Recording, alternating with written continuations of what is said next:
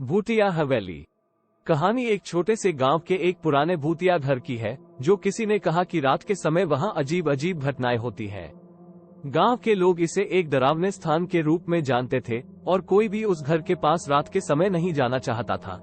इस कहानी का प्रमुख पात्र एक युवक था जिसका नाम विक्रम था। विक्रम गांव में रहने वाला था और वह एक बहुत ही साहसी और निर्भीक युवक था। वह दिन भर में तो सामान्य था, लेकिन जब रात की बात आती तो उसे भी डर लगता था। एक दिन विक्रम अपने दोस्तों के साथ बैठकर बातें कर रहा था और उन्होंने उनसे उस भूतिया घर के बारे में सुना। दोस्तों की बातों ने उसकी रुचि जागृत की और उसने तय किया कि वह रात को उस घर में जाएगा। रात के समय विक्रम अकेले ही उस भूतिया घर की ओर बढ़ता है। घर की दरवाजा खुला होता है और उसके आगे की दिशा में अंधेरा छाया होता है। विक्रम का दिल धड़कने लगता है, लेकिन उसने अपने आत्मविश्वास को मजबूत किया और धीरे धीरे घर के अंदर कदम बढ़ाया। वह घर के अंदर पहुंचता है और देखता है कि वहां एक पुरानी सोफा बिखरा हुआ है और वर्णन के हिसाब से वह सोफे पर एक महिला बैठी हुई है।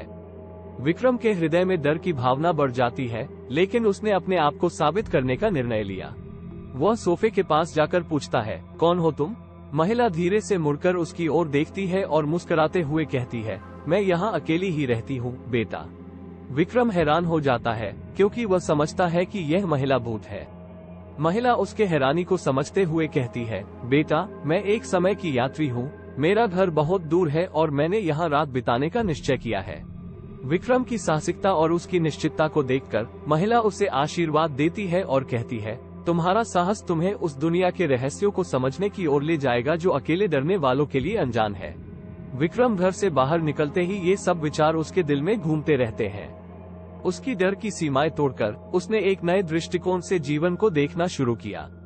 उसने सीख लिया कि हकीकत से परे भी एक और पहलू होता है और उस पहलू को समझकर ही हम अपने डरों को पार कर सकते हैं। Thanks for watching.